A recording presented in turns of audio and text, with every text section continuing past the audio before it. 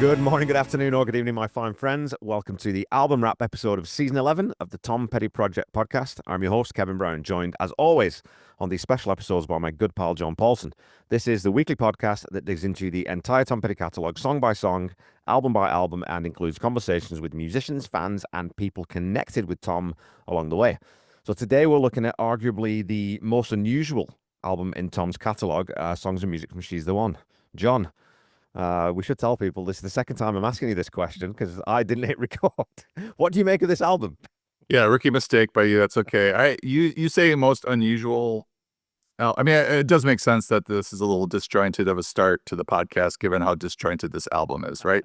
Unusual album, but I would argue that this is his most underrated album, coming off of what I would describe as the career peak, Full Moon Fever, Into the Great Wide Open, Wildflowers. It has some Wildflowers leftovers. He had to knock out the soundtrack because he was unable to get any of his friends really to contribute any good songs to it, and he didn't want to be put in the position of having to call his friends and asking for favors. He was supposed to be the musical director for this soundtrack, but he ends up writing the whole thing and, producing all the music for it himself because he just didn't want to rely on others to do it. So what we're getting is maybe, and I have to re-listen to Echo again to really see if that is on this level or on the level of Wildflowers, and maybe I will, after several listens, put it on that same plateau. But we're getting the tail end of to me, the most productive part of his career, and quality-wise, the best part of his career. Incredibly prolific period for him. And this is maybe the culmination of that. Pending Echo re-listens, 20 Echo re-listens. But it's really funny how this came together. Edward Burns, the director for She's the One, somehow convinced this guy had one movie out, Brothers McMullen, which got a 6.6 at Internet Movie Database. Wasn't a huge hit, but was kind of well known in indie comedy circles. This guy gets Tom Petty at the peak of his powers to do the entire soundtrack for his second movie, which is, it's got Jennifer Aniston and I think Cameron Diaz is in it. So it's got some more star power to it, but there wasn't a lot of money involved budget wise. I can't imagine that this was a good payday for Tom. But he catches him at the right time. He's going through a divorce. Living as a bachelor in the chicken shack in the Palisades. So it's just like perfect timing for Edward Burns to somehow luck into this, in my opinion.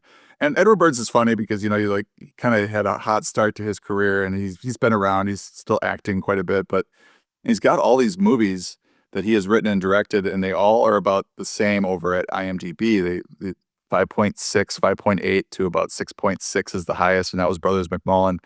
He must have his core fans, and then the people that don't like him. And so everything sort of averages out to that 5.8 to 6.6 rank. But I did throw a few more of his movies into my queue to see because I hadn't seen him. And I'm interested to see where he went after these sort of movies. But watching She's the One again, not too long ago, it's okay. It's charming. It has some moments. It's very much from the male point of view, which a lot of I don't think he does a great job, Burns, of writing female characters. The women in the movie I don't think it ages particularly well because they're not treated particularly well, these women in this movie. But, the best thing about it, in my opinion, is the soundtrack. And Petty alluded to it, that it just sort of got stuck in the soundtrack bin when it really shouldn't have. Given that Petty and the Heartbreakers produced all the music on this, it should have been in with his albums and maybe would have gotten a little more attention there. They didn't tour behind it. But we did get some live versions of some of these songs later on in his career. But I think it really turned out really, really well. It could have been better, I think, flow-wise, and maybe you don't add duplicate songs or versions of songs. But the quality of the songs are so good, and some of it's the Wildflowers leftovers. And also he's just knocking out 2 great songs and 3 more or whatever really good songs for the soundtrack. Really impressive testament to Tom's songwriting. Well, it's funny you sort of mentioned there that this kind of comes at the tail end of his, what we would kind of call his career peak. And I think that commercially for sure, right? I mean, this is sort of the last album. Well, I mean, the albums from here do still chart quite well. I mean, he's still everything else: Echo, Last DJ, Mojo, Hypnotic Eye, Highway Companion, all hit the top 10. But he didn't have any singles really that hit the chart after this. But I think that after this, when you get into Echo and when you get into Last DJ and those, he quit writing for anyone else, right? So that was where he was just sort of writing for himself. But I think that when you do listen to Echo, I think you're going to be, when you give it like a really good solid listen, I think you're going to be really surprised at how good that record is. Again, it's another one we're going to end up talking about. He's living in the chicken shack. This is the nadir of Tom's life, right? On the personal side, and he's broken up. But I think that out of that, we end up getting, obviously, his relationship with Dana changes a lot for him on the personal side, and he just becomes so free. Where then he's like, well, I'm going to write albums that I'm interested in listening to, albums that I want to hear.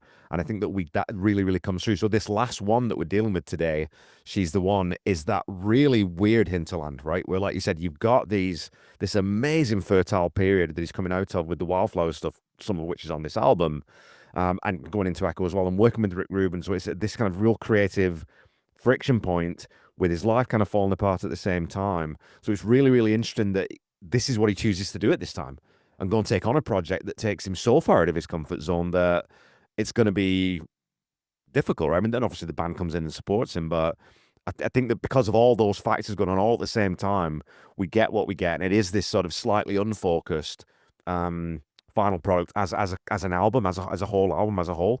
Like you said, there are great moments on it, but as a whole, it doesn't quite stack up to Wildflowers. In my opinion, I don't think it quite stacks up to Echo either on either side of it. Okay, so I'll be interested to see if I have that same take after re-listening to Echo. Definitely songs on Echo that I love, and we can talk about that next time. But this one is, when I did my reworking of it for Producer of a Day, I really think it could have been just a Heartbreakers album that would have followed up Wildflowers, and it would have been great. It just is. It's a little weird because of the lack of marketing behind it, and how sort of Tom just sort of dismisses it because of it wasn't a huge success for him, and he doesn't have people coming up to him telling him, "Oh, I love She's the One." Very often, I'm sure people are coming up to him and talking about Full Moon Fever, or we're talking about Full Moon Fever and Wildflowers to him, and his early work. But so I think it has sort of been overlooked because of Tom's opinion of it and how he just didn't really give it a whole lot of attention after the fact or talk it up after the fact. Yeah. And that's just sort of the symptom of the way it was created. Well, you think about it too, you said there, there's two songs on this album that I think are, I mean, for most Petty fans, they would put them right at that top table of the absolute stone cold nailed on 10 out of 10s, right? I mean, Walls and Angel Dream, in whichever flavor you want to talk about them, are extraordinary compositions. And the fact that they were just sort of done for this movie and within this time period, and they are two of the songs that were actually written for the movie. That's the other side of it too, right? It's not sort of leftovers or reworking. Well, I should say Angel Dream is sort of a little bit of a reworking of Harry Green in terms of instrumentally, but they are new songs. So I think that really, again, like you said, it just speaks to how good this guy was, whether he's in his comfort zone, whether he's working with a new collaborator, or whether he's coming into a studio and working with a guy like Ed Burns, who, like I said, yeah, look, 3 million was the budget for She's the One.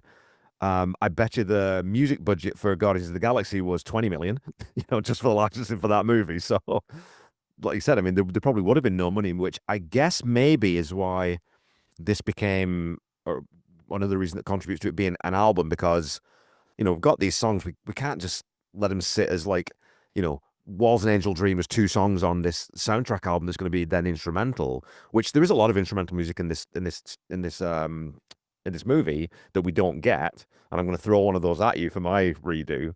But I think that possibly that also contributes. Then is okay. Well, let's make an album. Then it's a Heartbreakers album. And at least then we will get paid for it a little bit, right? So, yeah, I would love to know the financials behind this and what was agreed to between Burns, or the company, or movie company, and Petty, and ultimately what Petty got out of it. I mean, he definitely. I bought the soundtrack on CD, so he got some. So, this was still back in the day where people were having to buy physical copies of music, and it wasn't like you could just stream it or download it at this point. As I call it, the good old days. Yeah. But I wanted to just mention too, though, the fact that you kind of highlighted that the female characters in She's the One are, I mean, they are underwritten. And the actors, I mean, you've got Cameron Diaz, Jennifer Aniston, Maxine Barnes, who didn't really go on to have a stellar career, and Amanda Peters in this movie as well. Though, so you've got actresses here who are good. Like they're big stars now. Obviously, this is before they really blew up. But yeah, use them. Use them because you've got John Mahoney in this too, who is the star of the movie as far as I'm concerned. And tends to steal every scene he's in most things he's in because he's that good. But yeah, did you know it? I found out as I was researching this, John Mahoney is actually from very close to where I was born. He's English and he dropped his English accent when he moved to America and he joined the army because he didn't want to be made fun of. So that whole his accent now was put on. I was like, that's interesting. What an actor that can just do that at the Absolutely. drop of a hat.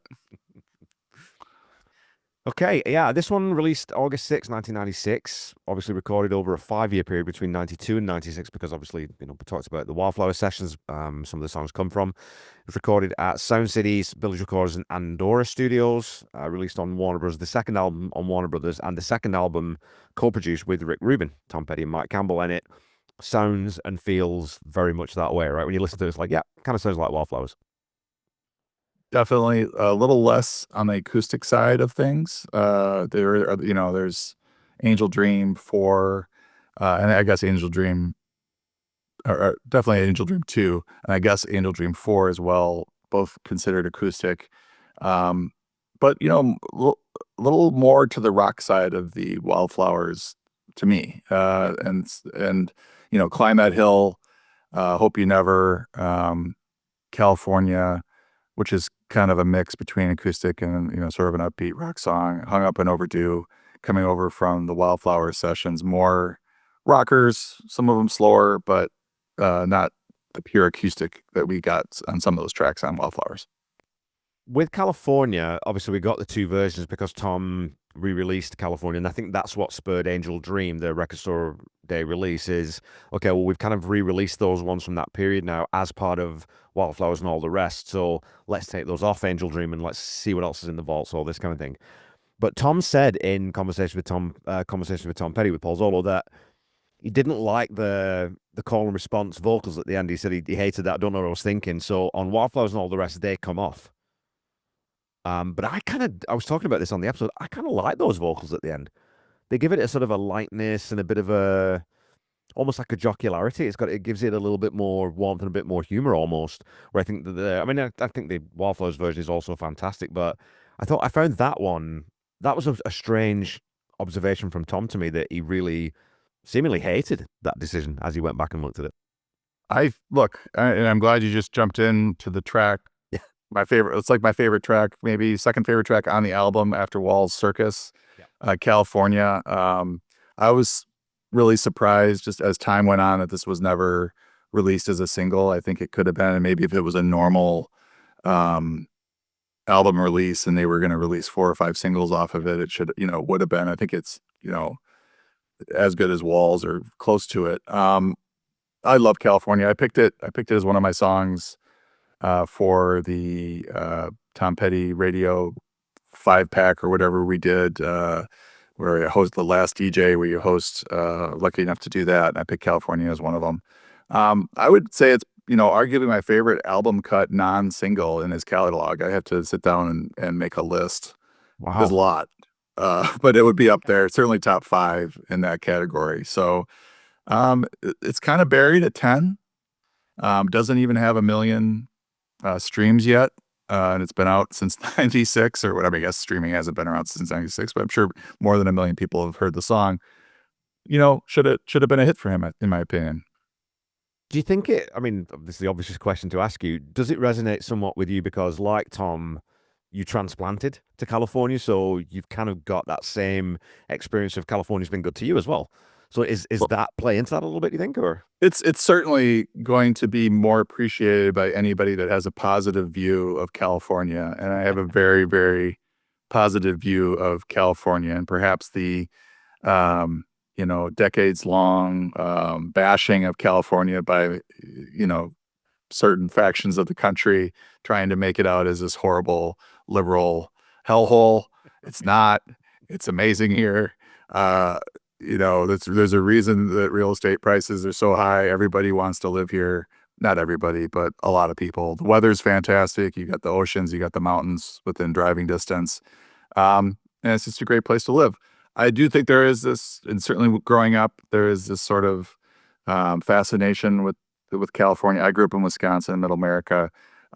Came out to California a couple times during college in January or December for basketball tournaments, and we're driving around San Diego, and it's 75 degrees out, and there's girls walking around in bikinis, and I don't even know. My head is spinning. There's the palm trees. And I'm like, yes, this is where I need to live. So I made my way out here eventually and have lived here since the year 2000, 99. So I'm a Californian now. Anyway, yes, it does resonate. I do feel like that's one of the reasons I picked it for The Last DJ is that Tom and I felt a kinship with him because he moved from Florida to California, ostensibly to be a rock star, but he also never left. He loved California, and as do I. So definitely, this is a love letter, I think, from him to the state. Well, it's funny because, as a Brit, growing up on the other side of the pond, all we really know of California is Hollywood. Right? I mean, and then that's where Hollywood is and where all the stars are. And I can't remember if I told you this, but I remember when I came down to LA and we did the Disney thing. I think it was about 12 years ago now, 10, 11 years ago. I don't know why. And I consider myself a fairly well-read, fairly intelligent human being. I thought California was quite like Arizona. I thought it was more sort of deserty and dry and arid and all this. Because get down there, it's the most beautiful part of the world I've ever been to. Still, like just trees everywhere, these lush valleys. Like you said, the ocean is gorgeous place. So yeah, I don't know what the hell I was thinking. And I've read Steinbeck, so I don't know where I got all this from in my head. So there you go. Well, it's a giant state and has every single environmental ecosystem you can imagine, all within a few hours of driving. But yes, the area around Palm Springs would probably be the closest, and then more east towards Arizona would be the most Arizona-like. But yeah, it's not like that everywhere for sure. Okay, well maybe we should mess with our format a little bit here then. Let's talk about the other Wildflowers tracks then perhaps. Maybe we'll tackle it this way because California obviously comes, like we heard, from Wildflowers. Um, Hung Up and Overdue. And there was a little bit of chat on social media about a lot of people saying that that one sounds to them like the most like a Wildflowers track. And you could sort of see that if Tom hadn't written Wake Up Time, Hung Up and Overdue would have been another really good closer for that album. It definitely would work in that 15 spot. Yeah, and that one was Ringo on drums. We didn't mention the drumming situation yet, but most of them, Kurt Biscara, who I assume is a session drummer that they had come in and was really quality, but they just were still trying to lock down drummer. Steve Ferroni did play on California and Hope You Never, and then Ringo on Hung Up and Overdue. Tom said that Hung Up and Overdue he thought was the best song on the album. And I don't know if it was just the best song coming over from Wildflowers on the album, but I think if I remember the quote correctly, he thought that was the top song on She's the One. Put it last, but it is a good closer. It's not technically not the closer because they do a minute-long airport instrumental, which I could have done without. If you're going to have the score, have it score, like have a lot of score. Don't just have one or two, in my opinion. But Hung Up and Overdue is really, I mean, all the stuff from Wildflowers is really, really strong. Yeah. I wonder if, because that's in, conversation with Tom Petty, Tom talking about feeling it's the strongest song, but I wonder how much of that is because Ringo plays in it, right? And anytime Ringo's playing on your song, you're going to have very fond memories of that. And I think that's the one that's Carl Wilson's on as well, which yes, he does too, right? So you've got a Beach Boy on there as well. So, and you've got, like I said, I mean, in the episode, to me, there's Beatles connections all through that because Mike's playing at the end is very George Harrison-esque. Tom's vocal is mixed in a very Lennon-y sort of way. It's got that really flat, dry reverb that did that little sort of snap reverb they put on there that really gives it that kind of, what's the John and Yoko album? That kind of era. It's got that kind of quality to it. So it kind of, another one that you think, wow, you couldn't find any space for this on. When you look back at Wildflowers, it's like, I should have done a double album, dude. We talked about that last time. So. Well, I think he regretted it. Like he knew that he had a whole nother album worth of quality stuff, but they just talked him out of it from a commercial standpoint. And he ultimately got it released, but not quite the same. I wonder what it would have come out as in the track listing of it if it had come out at the time as a double album. Yeah, I think the sequencing probably would have changed. Well, because obviously you're not going to just attack everything else onto the end, but it would have been very interesting. But Hope You Never, I, probably one of the darker songs in Tom's catalog. It's a really kind of pointed thing, but it is also, I think, really thematically consistent with the movie. So I think that's interesting that they sort of picked this one because, especially Jennifer Aniston's character, who's completely put upon and she's dealing with this dick brother who's just treating her like crap. So I think that it really, really works. And you got that sort of George Harrison-y type B section in it. Yeah, that's the other issue with the movie is that you have this goober husband treating Jennifer Aniston and cheating on her like this goober. John's not The having other, it. it's He's like not having it, folks. you have to totally detach yourself from reality to even watch this movie and not just be like, oh, turn it off. Like this is just nonsense. Who's cheating on her? Anyway, the quote I love from this one, and it comes up throughout the song, is "I hope you never fall in love with somebody like you." I think that is such a great line. Um, and the way it's phrased is like, it's a little bit of a surprise the first time. I hope you never fall in love with somebody like, Mhm. somebody like you as being the punchline.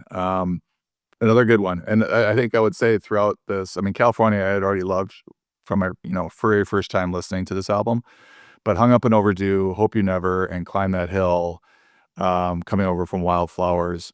I think I appreciate this album even more now because these songs I've been listening to as part of Wildflowers Part 2, quite a bit, and I appreciate these songs a lot more than I did, at the time. So, it just becomes a really solid album, a great album, even front to back.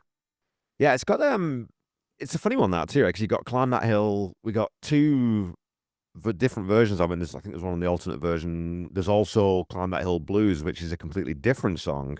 So it's a song that obviously was kicking around in it. I think that as much that speaks really to maybe why that one doesn't make it on the album because Tom is you almost get that sense that he wasn't quite sure about it. Almost like they never quite landed exactly where he was really, really comfortable with what this song was. And I think that this one, if I remember rightly, too, was brought over and wasn't touched. Was it this? Oh no, this was the one. This one was re-recorded, I think, from the ground up. Where I think the other ones were more or less brought over and just tweaked. But I think this one was completely. This is the one that was completely redone. Yeah, it's the only Mike Campbell co-write on the album, and you Yeah, can hear it. And, even if they're not sure about it, all it does is get released as a single and finishes peaks at number 6 in the rock chart. yeah. So, what a what a way to just go about things. "Oh, I'm not sure about the song. We'll put it on the soundtrack. Oh, it's 6 on the rock chart." Can you imagine? Can you imagine? I'd die to get anything I've ever written on the rock chart at I 100. know. You know, "Climb That Hill" is a great track. it It's is. great at number 4. "Hope You Never" is great. I mean, they're all great. "California's" fantastic. "Hung Up and Overdue" I think's fantastic as well, and Tom, obviously really liked it a lot based on, everything else that was on the album. Okay, so Wildflowers. We've got those four songs put to one side. I want to talk about the covers next then. Because we had that conversation on Full Moon Fever where I said I'm not often a huge fan of, especially when it's someone of Petty's caliber, where you think, okay, well, there's 15 tracks on this album, 13 would have been fine, or you could have whatever. There could have been something that had, like I said, I think some of the other instrumentals maybe. But we get these two covers, especially of artists you wouldn't necessarily immediately go to, right? I mean, there's a Del Shannon or the Birds or anything. Okay, well, yeah, there's a straight line between those guys and Petty. We've seen the Williams and Beck, a little bit more of a winding line. So, what do you think of the two? Let's start with Change the Locks, maybe. Well, I think there wouldn't have been 2 on here if not for it being a soundtrack album where he's just looking for, good material to put on it, and probably felt maybe a less of an investment in it, even though he's a pro, he's gonna do his best job, but he doesn't feel like he has to produce 14 original songs necessarily for it. People will be happy with his, couple of covers, and the interesting thing about the 2 covers is that these are songs that, when I first listened to this album, several times or whatever, I didn't even realize that these were covers. Yeah. I thought that he wrote Change the Locks. It's such a rocker and it is really, even it's a Lucinda Williams song, but it's, you know, Petty's voice. I mean, you could easily have seen him singing it and writing these lyrics. Yeah. His vocal performance is great on it. It's kind of sardonic and a little nasty, kind of a darker song as well. And then Asshole, I'm sorry, is that okay for me to say that, or do we have to call it A-hole on the Oh, podcast? no, no, no. It is a song We're title. Okay. quoting. We're quoting. Okay. We're quoting. So another one where you don't, certainly in his career, he does not swear much, if at all, in his music, Yeah. uh, which probably is calculated so that most of it can get on the radio without any edits and stuff. But maybe it's just he just wants to be a good old boy and not be dirty talk. But I believe it was Rick Rubin that brought the song to him, and they thought it was a good fit because there's a guy in the movie the aforementioned Goober, who is a real a-hole, and they thought it would fit as a song on the album. It's a good Beck track. I like Beck's version. Didn't hear it until after I had heard Petty's version, but it also works as a Petty song. You could easily see him having written this song as well. So I think both covers within the context of the soundtrack work well.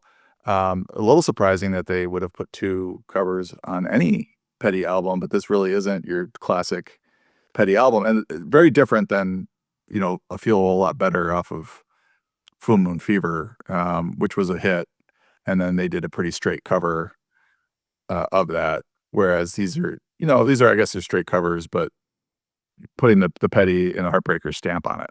Yeah. I think, honestly, as I was going back through my notes here, I think Change the Locks might be my favorite studio recorded cover that they did. Like you said, I mean, I think he really takes, and obviously Lucinda Williams ended up touring with the band, and there's, again, I think a lot of musical similarity between the two of them as artists, and Lucinda Williams is fantastic. Great artist in her own right, fantastic debut. Go listen to her, definitely. But Asshole's the one that's always been the one that really intrigued me to do, because Beck's this weird chameleon-like mad genius kind of guy, right? This indie guy who's never really broken hard into the mainstream. I don't think Loser was a big hit, but he never really focused on that. So I think for Tom to go and take a Beck song and say that I think Paul asks him, what do you think of Beck? He says, yeah, I think he's one of the good ones at the moment. I think that does show that Tom wasn't always one eye on the hit. It was like, well, let's do something interesting. And what I love about that cover, though, is how much they slow it down.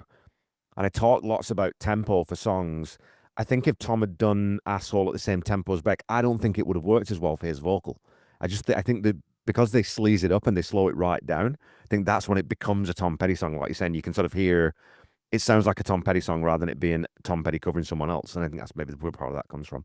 So yeah, two great decisions, I think. If you're going to put covers on there, I wouldn't have wanted to hear another Birds song or a Beatles song or a Van Elvis song. I think these two for this album kind of work. I agree. I think they were good choices, and they also sort of shined a light on artists that maybe Petty fans wouldn't know. Yeah. So like Beck is coming after Petty, and it's, Petty's giving him the blessing.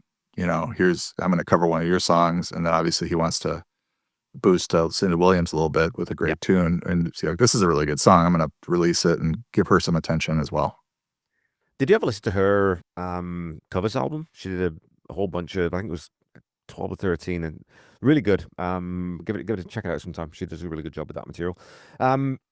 So Hope on Board, which is sort of the last scene in the movie that leads into the end credits, and obviously is just really a reworking of Walls. So it's that chord progression with a couple of little changes in there. Not really, really nice little piece of music, though. I think it works as an instrumental. And I actually think I said on the episode that I would love actually to hear sort of a 3 or 4 minute version of that with a full orchestra, sort of really building into a full orchestral score. I think would be gorgeous. I kept it on my track list for the producer of the day. I think it works as just a 1 minute interlude before the next song, just as a maybe nod to the movie that this was written for. Very pretty piece of music for sure. And then Airport, which that was this week's episode as we're recording. So I don't know, you're shaking his head already. Here's one of my two questions. I'm going to throw this at you because I don't know if you listened to this week's episode yet, but There's two reasons why Airport is really weird to me or really curious. One is I don't think Tom plays on it. So I think it might be as a good trivia question. I think that might be the only Tom Petty and the Heartbreakers studio album song release that doesn't feature Tom Petty because it's definitely Benmont playing piano. Like Tom Petty can't. I mean, Tom plays piano. He can't play piano in that sort of jazz ragtime like Benmont does. I don't think. I don't think he's playing those organ parts either. And it's Howie Epstein. I'm 95% sure playing bass. So I don't think there's any. I don't think Tom Petty's features on that song. And the other is, given what I've just said, and if that is actually true, Benmont isn't a co-writer on this when all those lead lines, I think, are probably just off the cuff, improvised licks and riffs and jags. So I find that curious that A, Tom probably isn't on it, and B, that Benmont didn't get a co-write on it. It is a little weird, and I was looking at the discogs of this album, trying to figure that out. It does Tom's credited with a bunch of instruments, including the piano, and then Benmont is credited with piano, organ, and performer, and then Tom is credited with writing this track. Yeah. So how did that all? I wonder how that all happened, because it's it does have a lot of Benmont flavor to it, and Tom's not like gonna keep a guy off of a credit because of his ego. So it's interesting that he didn't, or maybe he did write it and just said, "I can't play this as well as you, but can you play it?" Like, Maybe, yeah. I mean, who the hell knows, right? Yeah, for the sure. man sat down and played it, front to back. And boy, did he. It's funny. Have you listened to Benmont's new album yet? The Melancholy Season. It is fantastic. It's so good and absolutely 100% not what you expect. It's Okay. that thing where so there's tons of influences on that album. And it's a bit of a sidebar here, but lots of influences on there, but there's no Heartbreakers influence on it, which is wild. But you also, when you listen to Airport and you listen to what Benmont plays, it's like, yeah, this guy's got jazz sort of roots as well. He lives in this world as well, equally comfortably. And so I think that's why when you listen to Mike Campbell stuff with the Surf album that they put out, when you get all these different eclectic, influences coming into a band and coming into a whole, that's one of the reasons I think the Heartbreakers were so good is because they had all these different little things that they could pull from when and if they needed them. And they never sort of, they didn't ever write a jazz album or they never wrote a reggae album or they never really wrote somewhat a blues album, but all those things came through whenever they were needed. Yeah, Benmont would occasionally, and during concerts, live shows, get a few minutes to sort of do his thing, and it did sound like Airport at times, for sure. Yeah, my note on this song is I'd just written down 4 words. Benmont is a stud. That's all I'd written down for that one. Yeah, I feel like it doesn't fit within the context of the album. I guess I should give it some more listens and see where I can maybe put it. But it's just it's just like this tag on the end that doesn't really go with the rest of the album, in my opinion. I think it's insane to put it as the last track. That's my comment. And when we get down to our producer for the day, you'll see what I've done with it because I've taken a slightly different approach, I think, than you on the resequence. So, okay, well, we got 3 songs left to talk about. And like I said, we got 2 versions. Well, really 2 versions of one. Walls has 2 versions. Circus and number 3 are wildly different, completely separate recordings. Angel Dream is really the same recording, just with a percussion track added. So the number 4 is with percussion, number 2 is without. And for me, I'll just say right off the top, I did the percussion and I mean, in the movie, both are used. You do hear both versions of the song, but to me, the one with the percussion just doesn't add anything at all to the song. And actually, I think it does distract a little bit from how beautiful that guitar part is. Now, phenomenal Tom's voices and the lyrics. So I don't really love I never really listened to the number 4 version. Yeah, so there's 5 originals, right? We've got Walls, Grew Up Fast. Geez, I'm not talking about, of course, Zero That's from all Outer right. Space. I'm here to correct you. Zero from Outer Space, Supernatural Radio. Yeah, I can't count and today. Angel Dream. That's Yes. okay. So we got 5 originals, and then 2 more versions. Yes. So 7 total, right? So I completely agree. Angel Dream number 4 has 12 million streams, and Angel Dream 2 has 2.4 million streams.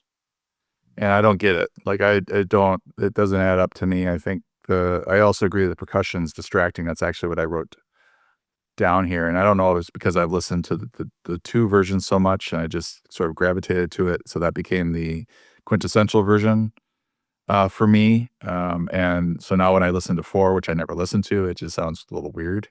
But it, has 6 times as many streams, which is just curious to me. I wonder if people see that it's the first on the album and decide Yeah. to listen to it. I don't know.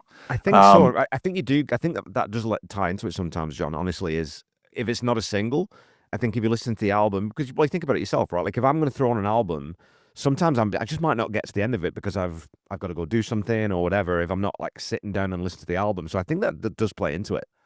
And I would say too that you talk about putting multiple versions of the same song on an album.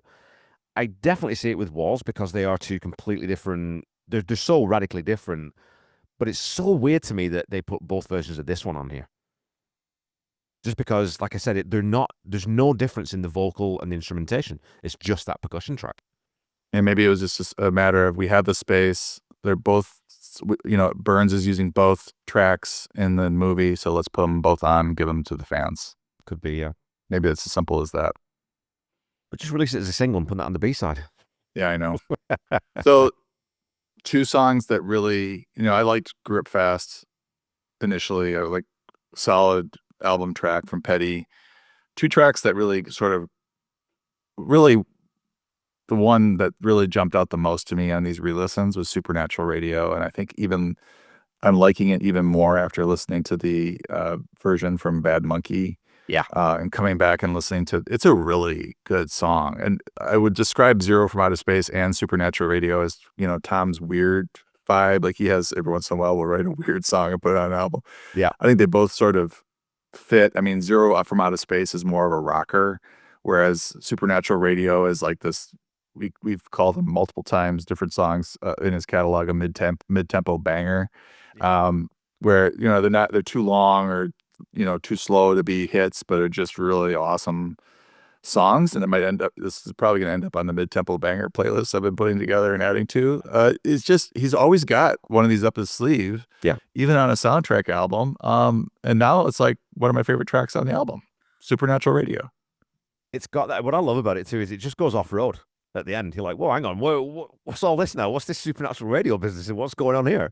And it's got that allegory. So is it someone just who's so attuned to someone they're in a relationship with that they can sort of finish each other's sentences and read each other's thoughts? But there's also that, kind of slightly esoteric thing where you could interpret that a whole bunch of different ways. So I love that about it. I love that it just goes completely hard left at the end. I think it's super cool.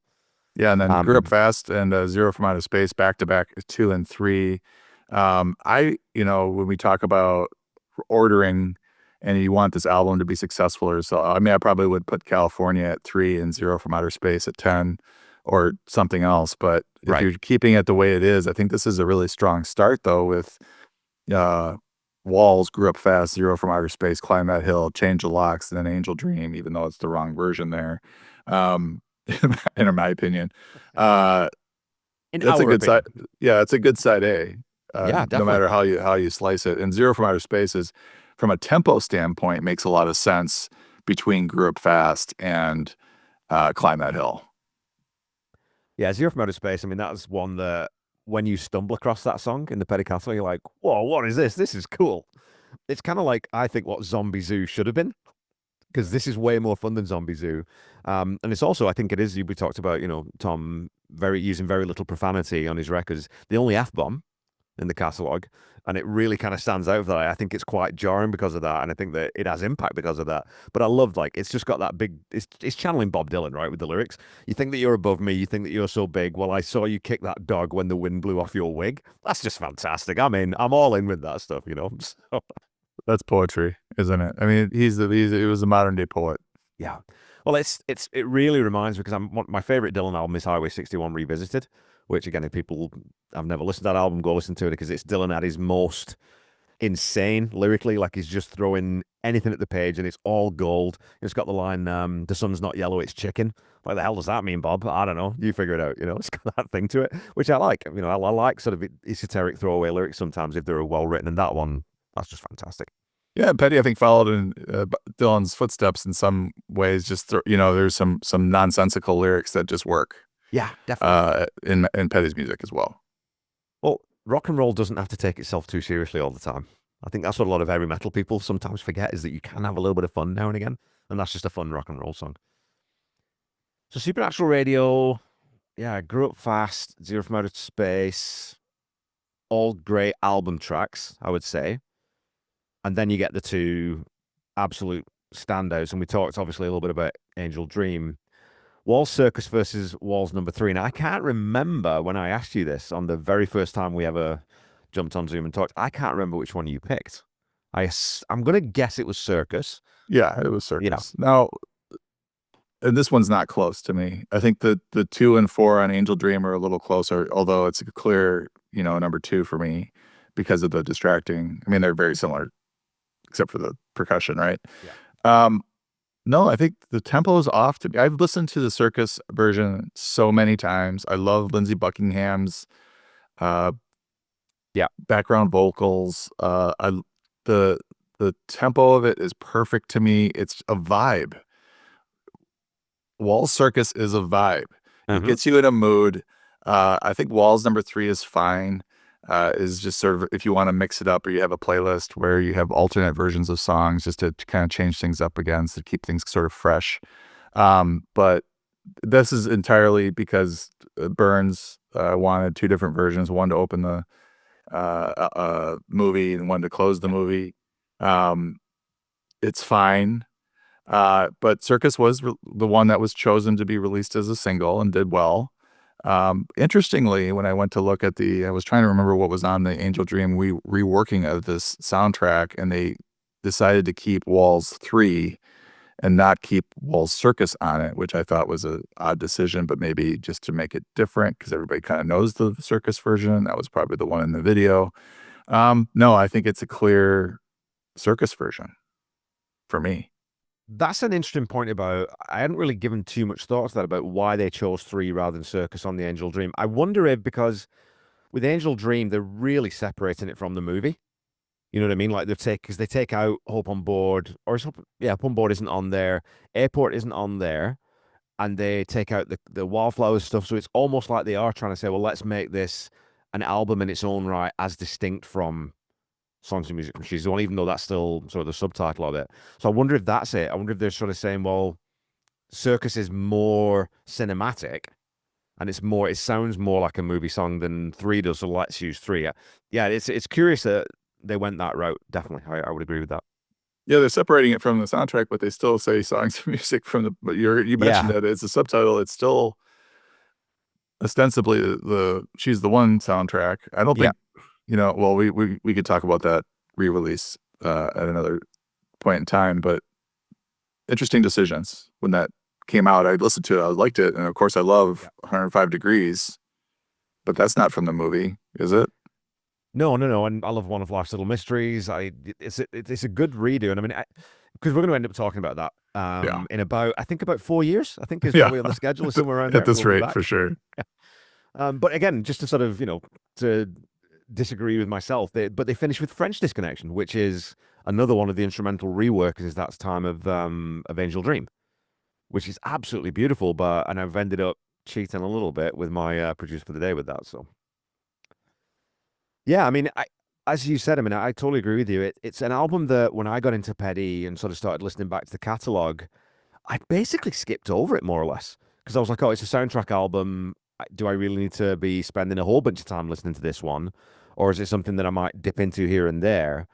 And then obviously, you get to know Walls, and I watched the PBS special, and I love that version on the PBS special where Tom says, "Everywhere I look, it's me." And then he's got the black pole neck, and it's got Scott singing those beautiful backup harmonies. So I love that song. I was like, okay, well, must have missed that. What album is that from? She's the One. But then listening to him, like, this is fantastic. Some great stuff on here, just buried. So yeah, I mean, I totally agree. I think it's his most underrated album. I would probably go with. Yeah. Yeah, and I mean, maybe to this point, certainly in his career, I would say that, and I may change that moniker to another or give another album that title or that honor. But right at this point, I'd have to say that just the quality versus the sort of way it's been viewed, even viewed by Tom, as kind of that didn't work out great, but whatever, it is what it is type vibe towards it. He liked some of the songs, but just kind of look back on it like this weird period in his life. We talked about that. I mean, if we're talking about the more so underrated, I think actually, you know what? I think I'd probably go Last DJ because again, an album that, for obvious reasons, didn't get as much radio play as maybe it could have done, and is absolutely head to tail stacked with great work.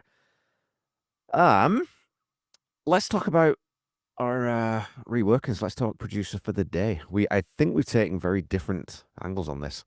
So why don't you run down your playlist and explain yourself, young man? Tell me your rationale for why you've gone this route. Yeah. So you kind of threw this podcast on me this week. Late, yes. True or I false, realized that right? we're at the end Okay. of the season. Yes. So I didn't, I knew I was going to do something, but I wasn't thinking to myself, oh, I got to do this major reworking of this. And I think it's as simple as removing the two versions of Walls and Angel Dream that aren't my favorite. Right. Moving Angel Dream number 2 into where number 4 was. And removing Airport. Right. So I don't know if I made any other changes. It's got 15 songs on the original. I've got it Walls Circus at 1, Grew Up Fast at 2, Zero from Outer Space at 3, Climb That Hill at 4, Change the Locks at 5. I think that's all the same. Yeah. Angel Dream number 2 at 6. And I had been listening to that, and I really like the dichotomy between Change the Locks and then going right into Angel Dream number 2, perhaps to close side A. I'm not sure if all the minutes work. You're more of the LP nerd than I am. I don't feel constricted by that. You open side 2, Hope You Never at 7, Asshole at 8, Supernatural Radio at 9, California at 10, Hope on Board, which is just that one little instrumental thing taking you into Hung Up and Overdue at 12. So yeah, I think I removed Airport and the two extra versions of Angel Dream and Walls. And I've been listening to this the last maybe 48 hours, and I think it really works. Excuse me, this could have been the follow-up to Wildflowers with just no relation to the movie at all, and it would have worked really well as a follow-up. Well, I think that's where, with Hope on Board, because when we talk about that, when I saw your playlist, I was like, oh yeah, I kind of see what he's doing. He's just picking off the stuff that he doesn't want to repeat and everything else.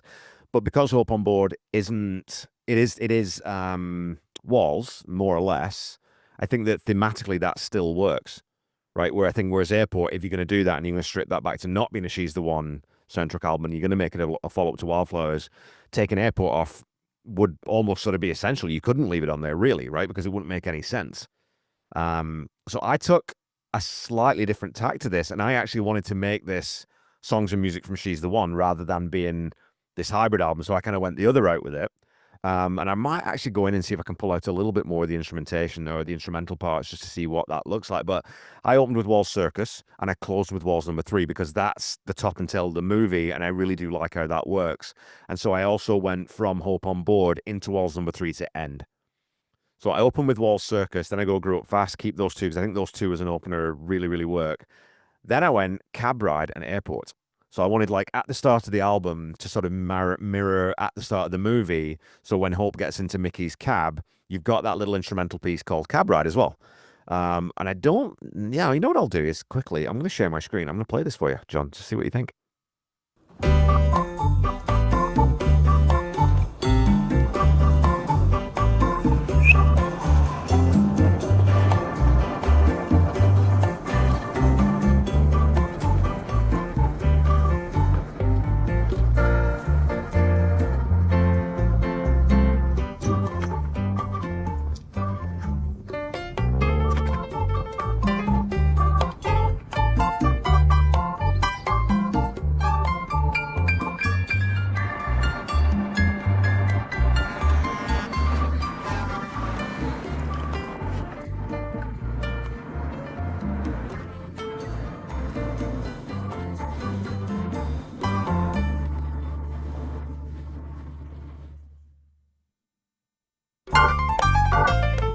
So that's what I did. I had to clip out the dialogue, obviously, because and then you get a bit of artifact, so it's not a perfect reproduction of it. But I kind of like, if you're going to make this a soundtrack album, I think those two sort of have to go together. And because of where it is in the movie, it just feels right to me to put it at the top rather than at the tail. Yeah, I mean, I think you definitely, you said you took a little bit of a different you took a completely different tact to this. Yeah. And that's fine. You're trying to make this more of a soundtrack album, Yeah. putting some more instrumental in there. I see that you also have French Disconnection later Yes. on. Did you want to talk about that? Yeah, so I went, so go through the airport, then I go Zero from Outer Space, Climb That Hill, Hope You Never, into Angel Dream 2. I'm like you, I don't think Angel Dream 4 is needed on here. Supernatural Radio California, then go into French Disconnection, which is again that callback to Angel Dream. So we get a similar sort of, and it's got that beautiful 12-string guitar lead on it. Then I go into Hung Up and Overdue, and then I finish with Hope on Board and Walls number 3. But I like French Disconnection because, again, I've got 3 instrumentals on here now. And like I said, I might go back and see how much more I can take out. But again, when you take the dialogue off, if the music isn't bigger, it doesn't really scan as well. This one wasn't too bad. So I might monkey around with it a little bit more and see what I come up with. I like it. Yeah, I think it works. It's this, you know, it's funny because one of my other favorite bands in the entire world, and who I also do a podcast on, Queen, they've got a similar album with Kind of Magic, where it's sort of half the theme tune from Highlander. It's got one song on it from Iron Eagle, and then it's got some absolute dreck that should never have been committed to acetate. So I think had they sort of taken some of the music from Highlander and actually made that a soundtrack album, instead of putting Friends Will Be Friends and Pain Is So Coastal Bloody Pleasure on there, much better album, start to finish. So Yeah, no Drek on this one. no. No. Okay, let's make that clear. Crystal clear, yeah. Yeah. You know, this is a weird, you know, I don't know if we're wrapping up at this point, but this is definitely a weird oddball chapter in Tom's recording career. And he did a good job with it, though. And you look back on these songs as individual songs, and even we each did 2 different things here, reworking the track listing. I did a very simple edit, and it really works. And you did this, which I think really works. It depends on what you're trying to do, and what the goal is of the reworking or the project in general. But you know, for him to have 4 Wildflowers leftovers, right? 5 new originals, yeah. a couple covers, and have it be this good. Definitely a testament to where he was at this point in his career.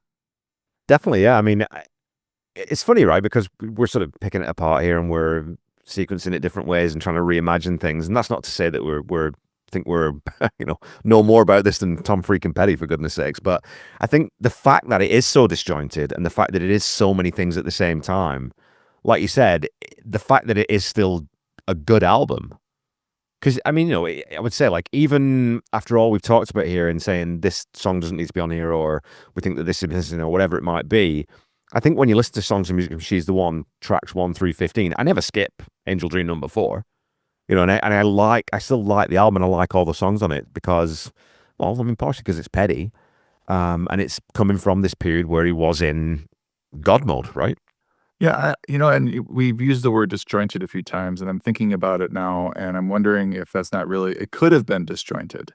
And it's disjointed from a here's the source material Yes. standpoint, but it actually comes together. It's you know, mixed, engineered wonderfully, where all this sound, all the originals and Wildflowers, leftovers, and covers all sound like they could have come from the same set of sessions. Yeah. So there's no disjointedness there. I think the subject matter, Tom, you know, he's not so removed from the Wildflowers leftovers into the originals for She's the One, where his songwriting is any different or his subject matter is any different. They all work together thematically. So it really the only part to me that's really disjointed is the instrumentals, and it's really, to me, the only one is that sounds off to me, or just like, why is this on here, is Airport. But it's on here because it's a part of the movie and this is supposed to be a soundtrack album.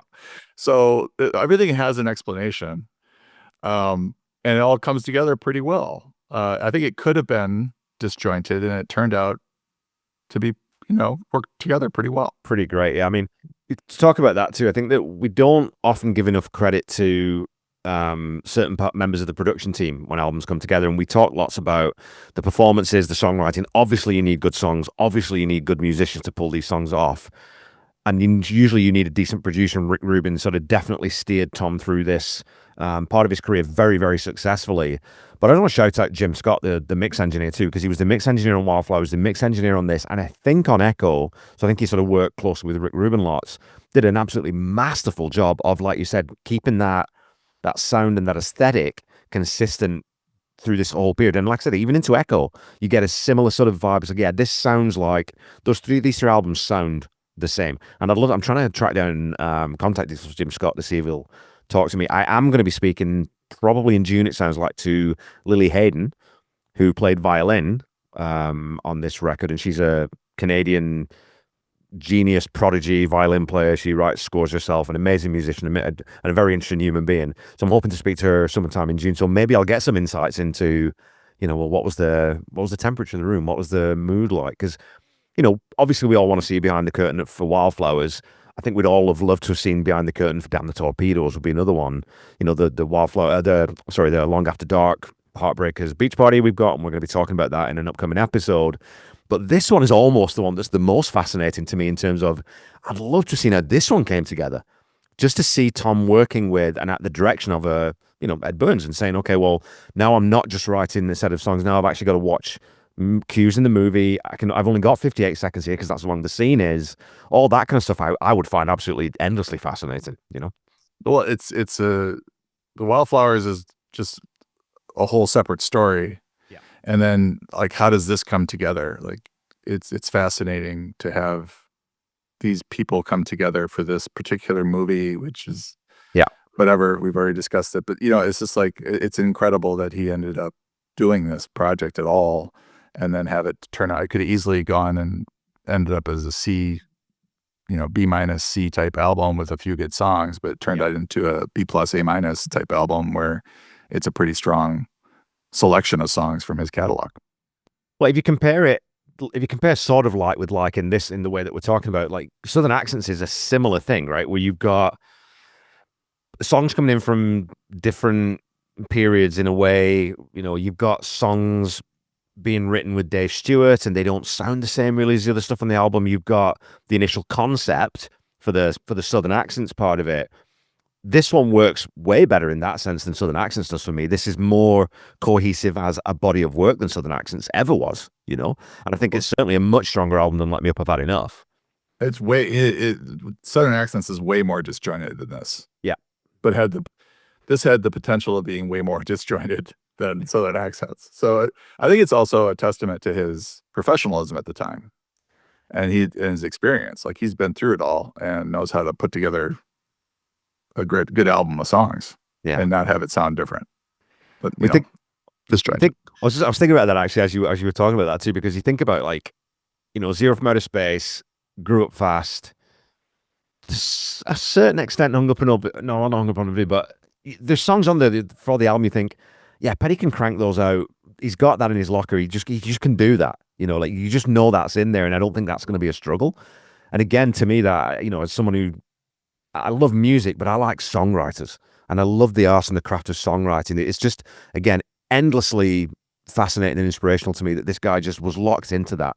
He just knew how to write songs, and he could do it, clearly he could do it over a 3-year period for a bigger project, or he could do it on demand for this $3 million budget movie that Ed Burns sort of managed to finagle him into. It is weird that, right? You mentioned this earlier. It's really weird that a no-name, sort of unknown, really, producer, director, and writer is able to pull Tom Petty in at the top of, like, Wildflowers, Tom Petty at that, into this little indie movie. It is weird. I'd love to know. I want to see the emails. Let's get the emails out. Come on. We got to get the interview with Edward Burns to tell the real story of how he landed this. Like, It's true, I think too. it's a deal with the devil type situation. You went down to the crossroads and got Tom Petty. Yeah, I think so. Oh, that's too funny. Pretty much the payoff, right? That you would get from the devil if you're going to make a deal. Yeah, I want Tom Petty to do my soundtrack for my $3 million movie. You can ask him. He's going to say no. He said yes. What? How did you manage that? Yeah. Oh, so good. Well, I think that's probably a good place to leave it, mate. Next week, I'm not 100% sure what the episode is going to be, but I think it might be another Petty 8, where I give 8 songs to a non-Petty head and ask them to give me their thoughts on them. And I've actually got my brother roped into this, so we'll have 2, and which will be kind of fun because I'm going to get to talk about my musical upbringing, which I don't think I've ever really done in any sort of concrete framework before. So it'll be interesting to talk to my brother about that. I'll listen to that one. Yeah. I don't listen to all your podcasts because they're There's too many. extremely well. You go very in depth on the songs, and I'm a busy guy, but I'd like to hear about your musical upbringing and hear you and your brother talk. That should be fascinating. Well, that'll be now. Hopefully, that'll be next week as long as we can just crowbar it into the schedule. So until then, where's my outro? We go. Try to be kind. Try to say I love you to someone at least once a day. Stay safe and healthy, and I will be back with you next week with my my little brother to talk about Tom Petty.